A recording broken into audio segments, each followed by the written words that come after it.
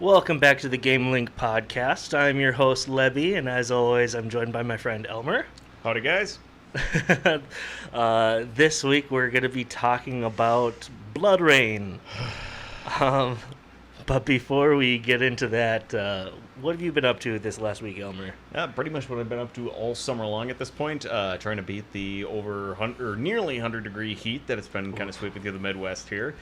Working and trying to keep my lawn alive. So, if anything, this entire week just kind of rolled together in one giant amalgamated mush ball, to put it plainly.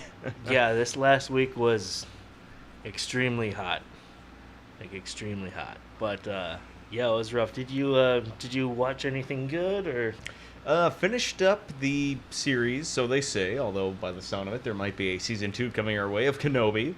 And they really did knock that one out of the park, I'll say that. A lot of people had a lot of misgivings with the Boba Fett series. I thought it was just a bunch of dumb fun directed by Robert Rodriguez, so I couldn't complain there. But, no, I think there's kind of no debate with this Kenobi series that they did a really good job. And if anything, this works better as a prequel to the Star Wars movies than the fucking prequels did. So, Well, yeah, I've heard good things. Let's see, what did I do? So, yeah, apart from it being hot, which... By the way, if you hear, some humming or hissing in the background, I have fans and AC going. I'm not going to shut it off for the podcast, so unfortunately, that might be here for a few weeks. But, let's see. I've been slowly playing Zelda Twilight Princess with a friend of mine because it's my favorite Zelda game, and he's never beat it. So over the past, year and a half or so, every couple weeks, we play a few hours of it. We finally finished that yesterday. So, man, I always forget what a great game that is. Except for the one mission or quest line kind of sucks. But Werewolf? Yeah, that's the one where you turn into the werewolf. It's No, I mean, is that the sucky mission in that one? No, it's this thing where it's you have to go talk to this guy over on this side of the map, and then bring something from him to this other person on the other side of the map, and then go talk to him again. And it's a good hour or more even, just running this stuff back and forth, and it's so boring. But that sounds like a perfect candidate for a Tingle mission if I've ever heard one before. Yeah, so besides that quest, the game is great, and I loved beating it for the 5th or 6th time. And then, let's see. Oh, the new Beavis and Butthead. I watched that a couple days ago, and Mike Judge did a great job. That movie is so funny. I won't give away, any real spoilers, but... There's a scene where they enter this college classroom. It's some gender studies class or something, and the teacher says that they have white privilege, and they're like, "What's that?" Some students start explaining it, and just as this black woman starts explaining part of white privilege, this white guy next to her just hang on, I got this, and interrupts her to explain it, and it was just there's a bunch of just real good social commentary jokes like that. I really enjoyed it, so check that out. It's on Paramount Plus. I am so excited to get home tonight. yeah, definitely watch that. That's great. But other than that, I can't really think of anything else, but oh my gosh. This episode might be a little short because, well, I won't ruin too much about the movie, but it was the Uva Bowl movie, so you already kind of know how that's going to go. He vetoed my idea to call this episode Bloody Shit Stain.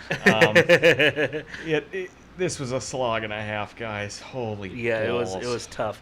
And the other thing is, it was near impossible to find anything on the development of this game for the PlayStation 2. So my kind of explanation segment might be a little short today, but don't worry, that my actual film production side of it is going to be extremely short today. I'm going to talk more about character actors than I am the production of this POS. Yeah, so Anyway, we might have a longer episode next time to make up for it. We'll see. Either that, or we just try to do a plot point by plot point recap, at least that we could recall from this thing. We could try to do that. Oh boy, I don't know. But yeah, BloodRayne. If you didn't know, it's a game on the PS2. It came out in 2002, and the setting is in like the 1930s, like right before World War II. Where Rain, the main character, the chick there, is an agent of a secret society whose like their job is to like kill vampires and fight Nazis and whatever else. I haven't actually played the game. I think you mentioned you did a little bit. I did. I played a little bit back in the day. Not more than beyond like a couple of the first few levels, but no, I remember it being a lot of fun. I'll let you go into a little more of the production, but that was like one of my favorite kind of games back then. Was that sort of hack and slashy, sort of acrobatic, basically multi-enemy like combat sequence kind of game. Yeah, like the from what I've seen of it, it kind of seems like a Devil May Cry type combat, just like your average, melee combat action game. Maybe closer to maybe closer to like the Arkham games, or kind of in a way that I don't know if you ever heard this. The Arkham games originally, the engine for that was supposed to be used for like a rhythm-based game. Oh, so so that's where the combat to it is very rhythmic in terms of how you're able to pull off combos and stuff. I'd say, if anything, this plays a little bit more like the PS2 era, like Dynasty Warrior games. Oh, in terms of just kind of you're jumping around a little bit more and you're being able to bounce back between a few different enemies. A lot more blood, a lot more viscera. Definitely not something 10-year-old Elmer should have been playing. So, sorry, Mom. Yeah. Well, she didn't know. Didn't hurt her. But this game was made by a studio called Terminal Reality, and it took about 2 years to develop and had a total budget of about $7 million, but only about $2 million was for development. So I'm guessing the other $5 million was on production and marketing. Yeah. I may have just done the impression of doing a line of coke. Keyword on impression for the audio listeners out there. But yeah, so if you've never heard of Terminal Reality, don't worry, you're not alone. They haven't really made anything too notable, but they are also responsible for games such as Monster Truck Madness and Monster Truck Madness 2. They also worked on a lot of like re-release stuff or like ports of stuff. So like the King of Fighters like special edition or whatever, like the Metal Slug re-release from like 2009 or whatever it was. Also Connect Star Wars and the 2009 Ghostbusters video game. Which I do have good memories of that one. Not so much I'm Han Solo dance on Connect there, but Han Solo. but no, the 2009. Hey. It's okay. Sorry about that. Sorry, guys. But no, the 2009 Ghostbusters. I remember having a lot of fun with that. They actually brought back the writers and the surviving cast members from the original 2 movies, which is pretty cool. So yeah, they didn't really do anything too notable, but they're still around. They're still doing stuff, I think. But knowing how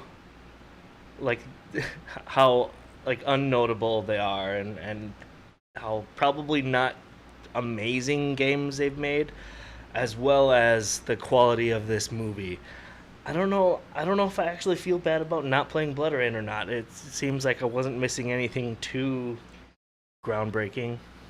More so than anything else, by you saying that literally all they've had really under their belt are ports, one other third-person game, Monster Truck Rally Simulator, so to speak, or not even that, probably Monster Truck mini games. And this, I think it's more to say, how the hell did this series ever have a following that would make people go, oh, let's make a movie? I don't know, but I think they made 3 games, and there's like a 4th one rumored.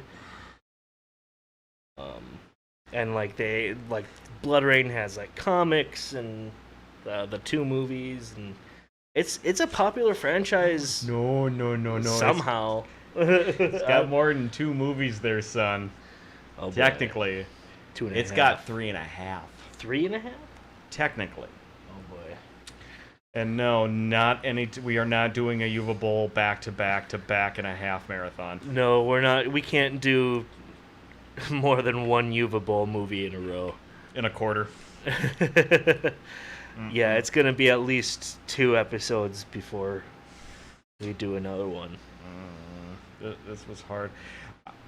I mean, just kind of thinking about it when we were kind of comparing this, say, like Devil May Cry, of the kind of the same ilk. Castlevania to a certain extent. I'm trying to think of other things that are kind of in that fantasy style, like hack and slash kind of.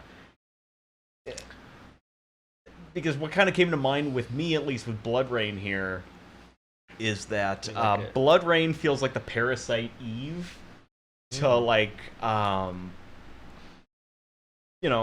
May Cry is like Resident Evil or something like that. Gotcha. Which is why I'm just like, how the hell did BloodRayne get a movie adaptation before Devil May Cry did? That. I mean, this was right around the time that all the Resident Evil games and movies were also popping off. So.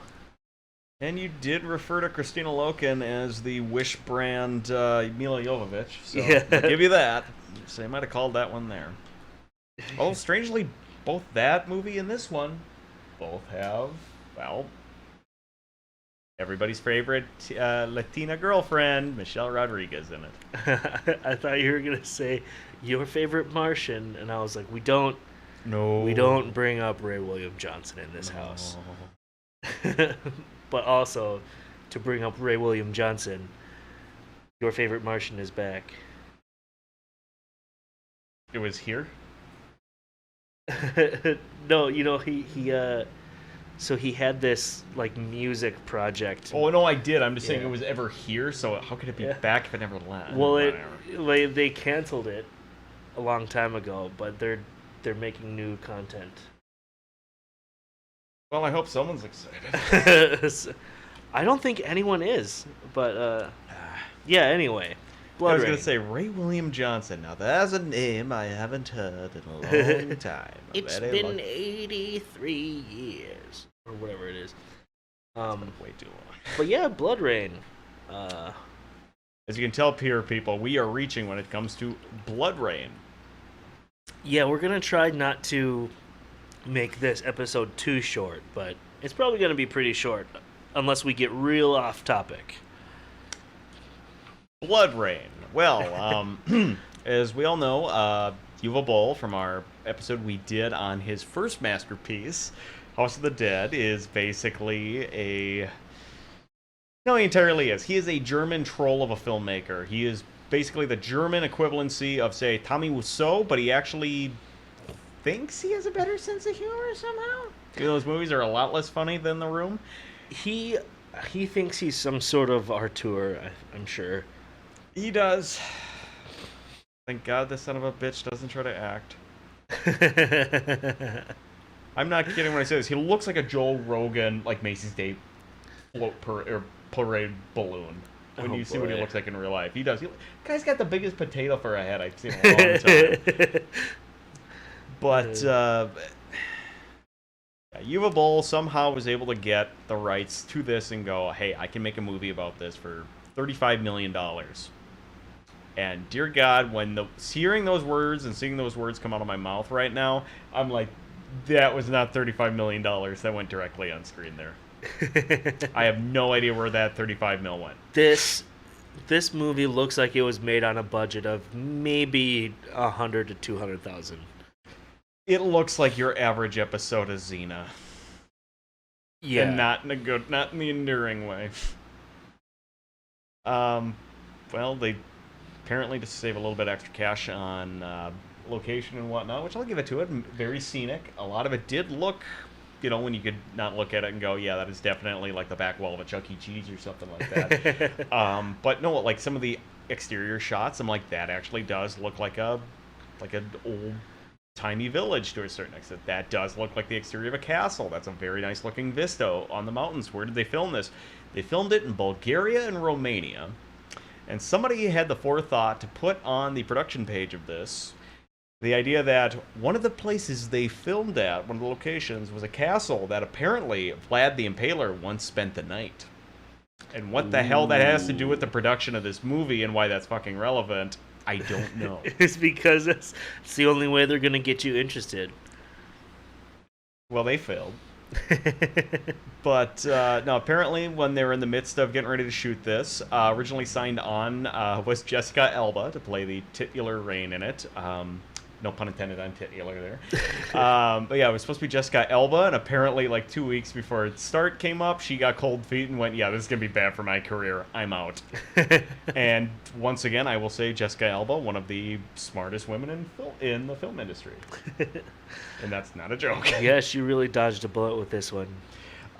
Next in, they brought in Christina Loken, the person that, of course, everybody remembers from Terminator 3 as the Terminatrix, and those are actual words coming out of my mouth, and I'm going, dear God, what is this world coming to?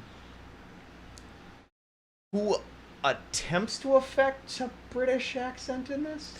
Oh my gosh.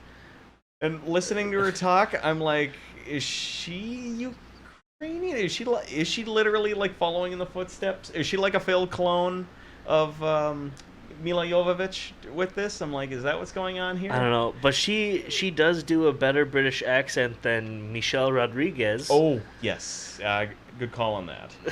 Who, depending on the sentence, will either have an accent or not. So that was fun. A little fun game to play. Rounding out the cast, we have Michael Madsen of the guy who sounds like this in every Quentin Tarantino movie. And a guy who, well, literally looks like a grown-up Ken doll, and it's kind of creepy. And that's the love interest, apparently. Yeah, with a bad wig. Everyone in this movie has a bad wig, a really, really bad wig. Billy Zane looks like a member of the Monkees. It's scary. Which, this film, when it came out, was a box office bomb. Who woulda thunk it? I'm surprised it even had a box office. It was released in under 1,000 movie theaters, which was originally supposed to be 2,600, but then it dropped down to 1,600. And the reason why the other 700 theaters didn't show it was apparently none of those other theaters had paid off on the licensing deal, so there's no way that the actual production company would have got their money back, so the production company said, if you show our movies, we will sue you. But it's even better, is apparently one of the production companies on it was worked, or partially owned, with Billy Zane. Somehow, because of the failed launch of this, which I think was him and his production partner going, this is dog shit, I don't want the general public to see this, we're going to use it as a tax write-off, which I don't blame him. Uvable got mad and attempted to sue both Zane and the production company for a breach of contract in terms of causing this film to have a box office bomb.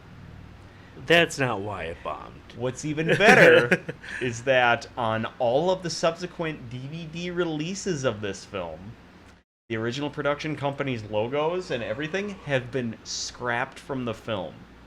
And what's really funny is on the director's cut version of this, they include a DVD copy, not a PlayStation 2 copy, a DVD copy of BloodRayne 2 as a bonus feature. How you're supposed to play that, I don't know. Wait, a DVD copy of a game? Yeah. A PlayStation 2, the game BloodRayne 2 on DVD, it said. The game. And I'm just like, I don't think PlayStation 2 games were encoded on DVDs. Well, they are. Oh, they are? Yeah, but not just, like, it's encoded. It's like but... Yeah, apparently, yeah, they did. On the director's cut, they included a copy of the game, and I don't know if it's playable. Yeah, it's worded weird, but who knows? probably not that many people got it anyway. I think every single like used DVD store I've ever went to, I think they had an entire aisle that just made up of the BloodRayne saga. Oh boy. Yeah, well that's fun. Let's see. Should we what what else was interesting about this movie? Oh, that was one of the things. The maybe not the great, the appreciable, someone you can appreciate. Sir Ben Kingsley, a gentleman Oh known for yeah. playing Gandhi. He played the Mandarin in Iron Man 3 for people who are a little younger than we are. He played the main villain in the Prince of Persia movie that we watched a few months ago. That wasn't Stanley Tucci? He was the uncle Again, that wasn't Stanley Tucci? that poisoned the dead. Oh no, I forgot he was in that, but no, that's my joke. Whenever I watch a movie, I go, could I convince somebody that it wasn't Ben Kingsley and it was actually Stanley Tucci the entire time? This one, I think you probably could. Yeah. But apparently, the reason he was quoted in an interview, and they asked him, so why on earth did you want to be in the BloodRayne movie to play the main villain? And apparently his quote was, I've always wanted to play a vampire.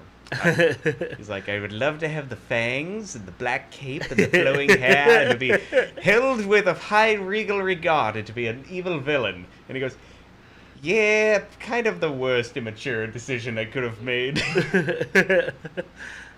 He's got his Oscar. What does he care? I mean, It's like F. Murray Abrams. It's like, what do I care? I mean that's fair.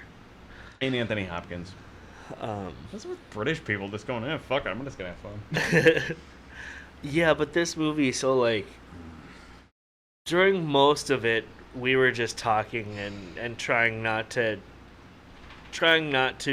pay attention too much because it wasn't good. There was, I mean, maybe a couple things to make fun of, but mostly it was just like so much exposition all the time, and then really, really cheesy action. Either the frame rates would go up or the frame rates would go down. Things would be in slow motion, and you're like, why is that in slow motion there? Yeah, they would just randomly, in the middle of a fight, drop the frame rates to like 12 FPS for no reason. Yeah, but I guess it's about the main character, Rain, who's like half human, half vampire. A done peel, which is why when I get home tonight, along with Beavis and Butthead, I'm going to be watching Vampire Hunter D. Well, she like escapes from the circus she's a part of, and I guess murders a bunch of people, but her whole goal is to kill vampires. And you don't really know why, but then through the course of the movie, you find out it's because her mother was murdered by a vampire. Her father, Yeah, played but by Ben Kingsley. Academy Award winner, Sir Ben Kingsley. I keep forgetting to tack that on there. yeah, but the whole movie is just like bad fight scene after bad fight scene with little breaks in between for her to like tell over and over the story about how her mom was raped and killed by a vampire. Or flashbacks continuously of raping and killed by Ben Kingsley. Yeah. So it's kind of stupid. But yeah, then she ends up convincing a team of vampire hunters that she's a good person. And then she has sex with one of them, and then one of them ends up being a bad guy, and you know that they're a bad guy for all of 5 minutes before she kills that person. In the lamest neck snap I've ever seen. Yeah, and they spend about an hour explaining or like getting to the point of something that could have taken 10 minutes or so. But yeah, eventually she meets her father in his castle so that she can kill him, and they like capture her. They're trying to like gouge out her eyes and stuff so he can gain more power or whatever. There's this really stupid thing about them finding all these like ancient vampires' body parts and combining them to have the ultimate vampire power. But of course there's a big battle, and everyone dies except for her, and she kills her dad, and then the movie ends. No, it doesn't quite end. She Oh, kills yeah. her father. She sits down on the throne, pants for a second. And then we have a flashback to deleted sequences from the beginning of this film. Yeah. Where she's being mistreated as part of the circus.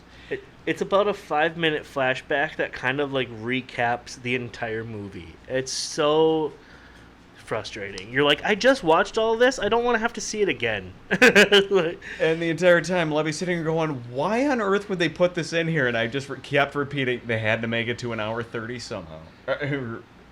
oh gosh, it was. And if it seems like I'm skipping a lot, I am. It's But not here's the thing, important. though. The stuff he's skipping over, not important. None of it's important. None of it's entertaining. The only two things that are important about it. One, Billy Zane's hair. Which, do we see him die in this, actually? uh, Or did Bowl entirely cut him out of this? I can't remember. If we saw him die, we weren't paying attention. So either he dies or he just like doesn't get mentioned anymore. Unless he comes back in the second movie. Well, Which, I considering don't know. Bowl directed that, and he apparently hates Billy Zane with a passion, I don't Oh, think that so. would make sense. That you just talked about that. Yeah, who knows? My favorite part of this, and it is glorious. Just seeing in the beginning credits there, I didn't know he was going to be there. Ladies and gentlemen, my favorite male recording artist of all time makes his glorious, I shouldn't say debut, but his glorious presence in this, reprising his makeup from the I Do Anything for Love video, but I won't do that. Mr. Marvin Meatloaf A Day, may he rest in peace, is in this as some sort of debutante vampire lord, and my lord, what the flying fuck was he thinking? He's like the vampire lord that's like always swarmed with naked women or having an orgy. Can't tell the difference. Well, funny story about that. I kind of told Lebby about this earlier, and I was able to confirm it by multiple sources. Every single one of the vampiric brides / concubines in that scene were actual Bulgarian prostitutes that apparently were cheaper to hire than actresses.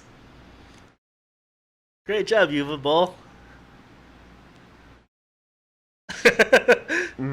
That's the thumbnail right there. And I've got a feeling that if Meatloaf was told that, and I love Meatloaf, and I don't blame him, he's probably just like, huh, cool. What you're saying is I don't have to tip there, Yuva. So another thing that I did love about this movie, it did have a habit of having these really good shots of people getting decapitated or stabbed or cut in half, and they would like really just show the low budget special effects for long times on screen. And as I said to you at one point, my God, this looks like something we made in high school. And that's what I loved about it, because it was great. There was like one part where there's a dead body on the ground. The innards are outards. There's like no head, but there's still about 4 or 5 guys standing around it, just swinging a sword, just hitting it with the sword. It was great. They had like a shot where she uses like a giant spiked club to like smash this guy's face in. She fights like this giant, sort of like a ogreish, deformed, mutated, like this ancient order of monks who are there to protect this sort of thing. And as this guy's swinging this big axe at her, and she's running at him with these wrist blades, I just lean over to Lebby and I just go, "Dear God, we did stop it in time. There's no way now there would be a Uvable Dark Souls film, right?" Right? Oh, God, I would die. But yeah, so there was some like neat stuff like that, but too bad you just can't separate that from the rest of the movie, right? Oh, sure you can. It's called the YouTube Supercut. Oh, and then so when they would be fighting, anytime there was a lot of people, like monks and stuff, with wooden staves. And every time someone with a sword would hit the staff, it would make the same exact clunk sound effect. Like every single time. And it happened a lot. That was probably the most used sound effect in the whole movie. To imitate said sound, grab your average, metal pipe you can find somewhere, take a metal scissors, and just smack the end of it. And it's practically. Pretty much, but with a little bit more of a wood sound. And that reminds me, actually, when we were talking about the monks, in here, out of nowhere, and it shocked me to find out that he was in this, was one of my favorite international actors, the great Udo Kier. If you don't know who Udo Kier is, he is basically like one of the German equivalencies of, say, like John Waters. He's done a lot for LGBT. Yep. Sorry. LGBTQ. Thank you. Yeah. LGBTQ representation throughout Europe, especially within Germany, especially right after post-war Germany.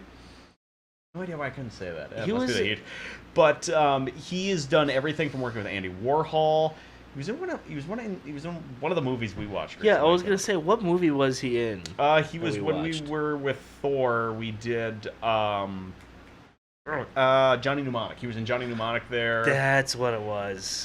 Famously, he was one of the vampire elders in the first Blade. Hence why they cast him for this. Yeah. He played Dracula in Andy Warhol's Dracula. He was Baron von Victor Frankenstein in the Andy Warhol's Frankenstein. Just fantastic actor. Yeah, always fun. Always a card. He knows how to play whatever role he's in. He was the one person in this movie that I'm like, okay, he's the only person who gives a damn here, because he probably looked at the rest of the script and went, yeah, no, I'm not being in the rest of this piece of shit. Yeah, so I can't really think of... I'm really trying to think of anything else that I liked about this movie. But it's just like... It's like one of those movies where you can tell most of the actors just gave up. Uwe Boll has famously said on the set of this that Michael Madsen was drunk for at least 75% of his scenes. You can tell. And knowing that on his website for the longest time, Michael Madsen had a little asterisk next to his entire listed filmography. And this asterisk he would always put after films that were in this regard. This film apparently had multiple asterisks next to it, and the asterisk represented what he called alimony movies. I think this falls under alimony, cigarettes, and beer movie. Oh, yeah. So, I guess with that all being said, Elmer, was this a bop or a flop for you? This is in the top 5 worst movies I've ever seen. As mad as I was at every other movie we've done during this so far, this has actively had to fight for my attention, I think, the hardest. As I said to you 20 minutes into this, I feel like this is giving me a concussion. And I'm actively thinking I should get a CAT scan to make sure that I don't have another concussion. Oh, man. This movie fucking physically hurts. When we first tried to watch this, we were trying to watch a high-def version of it in 1080p. There was an issue with the video where every time there was like a shadow on screen or like a quick movement, it's almost like a motion blurring effect, it would give it like a blue haze. I kept joking like, oh great, it looks like fucking Blue's Clues. But after that, we ended up going to Tubi and watching it in glorious, I still say it was 480p. You're thinking it's 720. It's 720. But we watched it in low quality with ads, which... That was the only saving grace of this. If it wasn't for the fact how many times we saw the children's HPV vaccination and the Swiffer commercials, every time the Swiffer commercials came on, and the Etsy commercials. Now I want a bubble chandelier and I want a Swiffer duster for my house. So flop for Elmer. This doesn't belong in the barrel of flops. It's a flop for me. I don't know if I hated it as much as Elmer did, but Yeah, it was bad. I don't know if it's as bad as some of the other movies we've watched. This is worse than House of the Dead. I will say that right now. This is actively worse. I think I would agree. I think it's worse than a House of the Dead. It was definitely bad. It felt like a fever dream, where you're like, what's going on? Like, why is this? Does this have to be here? Like, when will this be over? As you said in one scene, there was a vampire that was drinking a guy's blood while he was doing dueling pianos with another guy who was getting his... And we're both sitting here going... I forgot about the dueling pianos. Oh yeah, that was great. Yeah, there's a whole fight where apparently this whole place is filled with vampires, and they're just running through like fighting a couple guys and like killing people, and nobody else cares. There's just vampires making out in every corner, and then dueling pianos for some reason. And the craziest thing that I'll just bring up quickly about this movie, Guinevere Turner was actually was the person that was first commissioned to write the screenplay for this. Guinevere Turner is a major player in terms of a lot of independent as well as lack of a better phrase for it, women cinema, or I should say auteur female director cinema over the past about 30 years now. Yep. She, along with, I can't remember her name. Oh, I'm so sorry. She was one of the, she and the director of it were the credited screenwriters for Bret Easton Ellis's American Psycho with Christian Bale, which she was nominated for multiple awards for that. Not long after that, because that was about 2002 or so, this movie. Oh boy.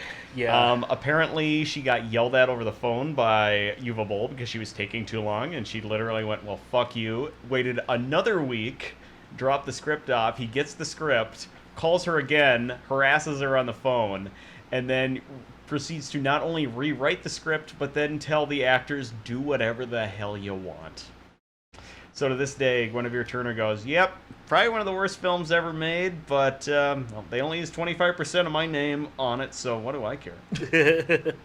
Yeah, so, I mean, with all that, this movie's definitely a flop. I wouldn't even recommend watching it for a goof or... There's nothing to goof on. We've been struggling the entire time. Yeah. So, that kind of sucks, but let's see, have we even thought of what we're doing next week, Elmer? Anything would be better. All right. Well, we'll be back next week with something. Hopefully better. Yeah, if you're watching us on YouTube and you want to listen to us on your podcasting app, or if you're doing the opposite and you want to watch us on YouTube, gamelink.click. You'll find everything you need to know there. With that, we'll be seeing you next time. Stay safe and stay sexy, guys. Just like this poster, right? See you guys.